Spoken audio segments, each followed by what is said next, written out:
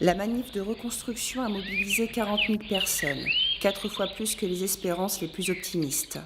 Une manif chantier comme une métaphore de l'énergie collective, constructive, tonique, joyeuse. Charpentiers, étudiants en architecture, bricoleurs, simple bonne volonté faisant la chaîne pour passer les madriers. Tout un élan commun a permis au village de naître en une journée dans 2 clairières de châtaigniers.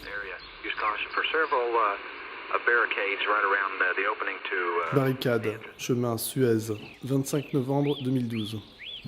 Enlever les champs autour, remplacer les haies par des immeubles, et c'est la Commune de Paris, avec ses visages fatigués au pied des barricades, les nuits de veille et les escarmouches avec les soldats d'en face. Cabaneman sous l'auvent. Quelques minutes avant, ce résident de la ZAD discutait avec une famille en visite, les enfants ébahis par les nouvelles constructions.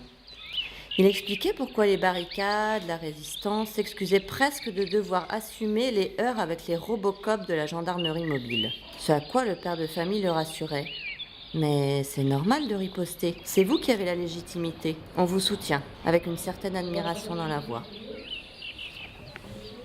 Le chemin boueux est l'oiseau de papier. Quand on est dans une zone humide et que l'hiver a été bien trempé, forcément les chemins sont boueux.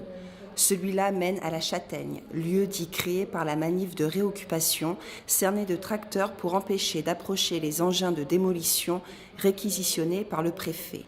Dans ce chemin jonché de cartouches, de grenades des gardes mobiles, un clin d'œil de poésie éphémère, fragile. Un petit oiseau en papier accroché par un fil à une branche.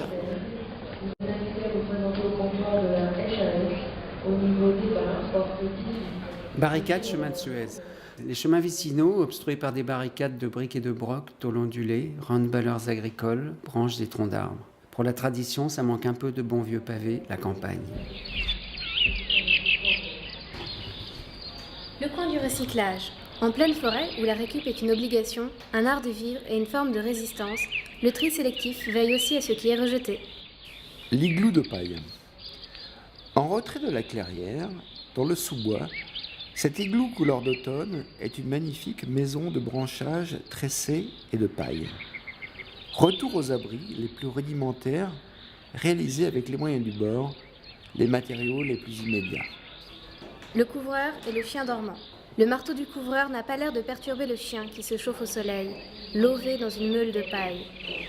Il y a de ces moments paisibles, bucoliques, qui font encore plus rager de savoir la volonté de destruction du préfet, de la multinationale Vinci et des petits soldats de ce grand projet inutile.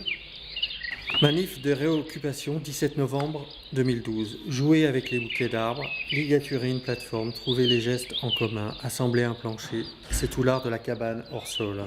Et la question du sol, de la terre, de l'humus et de ce qui pousse est ici primordiale. Marrant comme les mots tournent autour de la terre. Enracinements, radicaux, que les soldats de l'ordre veulent éradiquer.